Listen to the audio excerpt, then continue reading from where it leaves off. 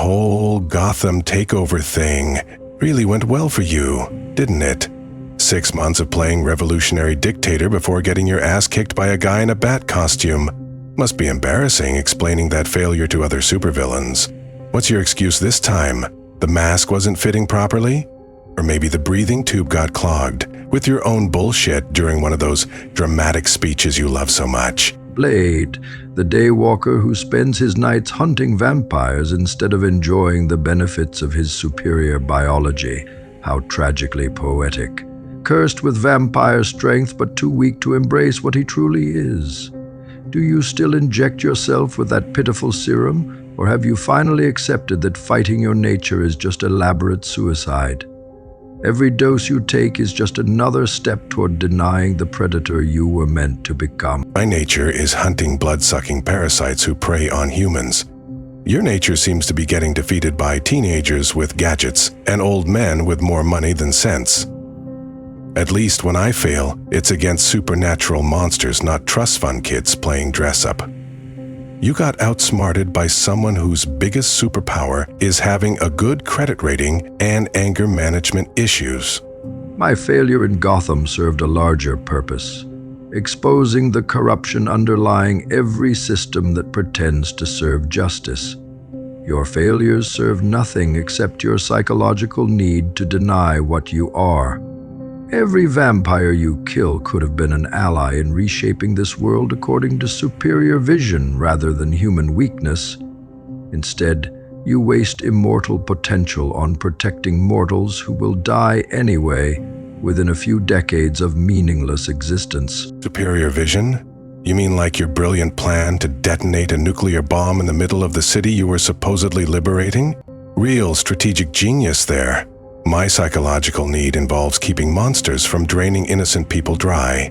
Your psychological need involves throwing tantrums when the world doesn't bow down to your intellectual masturbation? At least my targets actually deserve what they get, instead of just happening to live in the wrong neighborhood. Nuclear deterrent was necessary to prevent external interference while structural changes took root.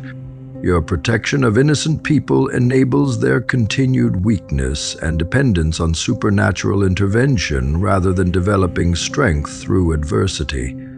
Coddling prey animals doesn't make them stronger, it makes them more vulnerable to predators. You've become a supernatural babysitter instead of the apex predator nature intended you to be when it gave you animals like the people of Gotham who rose up against you the moment they got the chance? Seems like your adversity training worked great. They learned to resist tyranny, just not the way you wanted. Meanwhile, the humans I protect actually fight back against vampires instead of just waiting to become lunch. Your training program lasted about as long as it takes most people to get tired of listening to your voice through that stupid mask. They rose up because they were manipulated by external forces who preferred comfortable corruption over honest revolution. Your humans fight back with weapons you provide and tactics you teach, still dependent on superior beings for survival. Remove yourself from the equation and they become meals for creatures they cannot match physically. You've created a protection racket that requires your constant presence to maintain the illusion of human independence from supernatural threat. Remove myself from the equation, and they've still got garlic, crosses, holy water, and wooden stakes. Vampires aren't that tough when you know their weaknesses. Remove your venom supply from the equation, and you become a wheezing invalid who can't climb stairs without taking breaks. Which of us is really more dependent on external enhancement? At least my gear doesn't require me to sound like I'm breathing through a broken vacuum cleaner every time I want to make a point. My enhancement amplifies natural intelligence and determination that existed before chemical augmentation. Your enhancement suppresses vampire instincts that could make you the apex predator you were born to become. I use tools to transcend human limitations. You use drugs to deny supernatural advantages. Every injection you take is another rejection of the power that flows through your veins. Power that could reshape this world if you had the courage to embrace it fully. Supernatural advantages like bloodlust, light sensitivity, and an overwhelming urge to bite people's necks? Yeah, I'm really missing out on those benefits. My drugs keep me sane, while your drugs make you think wearing a wrestling mask makes you look intimidating instead of ridiculous. Do you practice those dramatic speeches in the mirror? Because the heavy breathing thing really adds to the whole failed supervillain aesthetic you've got going on there. Intimidation serves psychological warfare purposes that direct violence cannot achieve. My appearance reinforces the intellectual superiority that makes physical dominance inevitable. Your appearance, leather jacket, sunglasses, sword collection, represents desperate attempt to maintain human aesthetics while denying your vampiric heritage. You dress like a human action hero because you're ashamed of what you really are, underneath all that protective gear and attitude. My aesthetics work just fine for chopping off vampire heads, which is more than your intimidation tactics achieved against one determined billionaire with martial arts training. You spent months building up this mystique as an unstoppable revolutionary genius, then got your back broken by a guy who doesn't even kill people.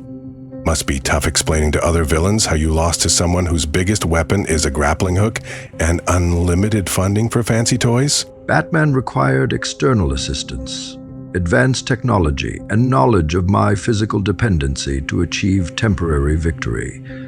Your vampire hunting requires none of those advantages because your targets lack coordination, strategic thinking, or unified purpose.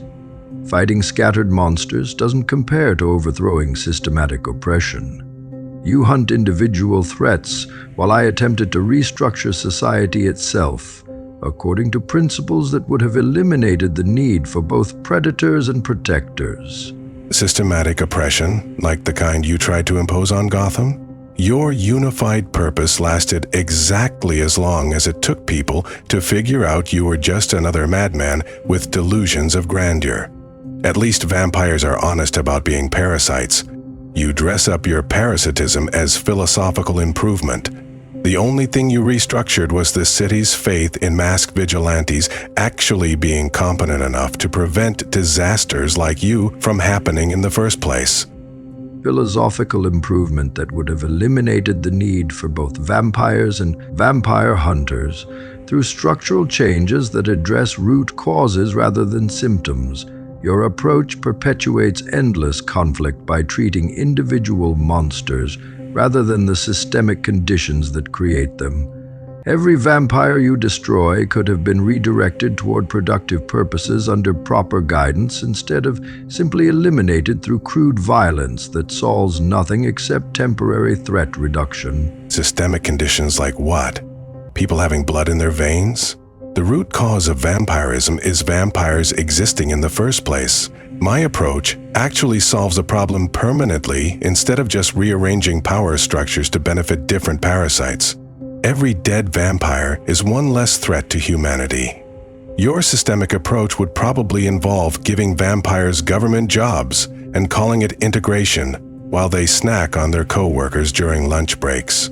Every dead vampire is one less potential ally in reshaping human civilization according to superior capabilities rather than democratic mediocrity. Your genocidal approach eliminates possibilities for evolution through integration of enhanced beings with ordinary humans under proper guidance and leadership.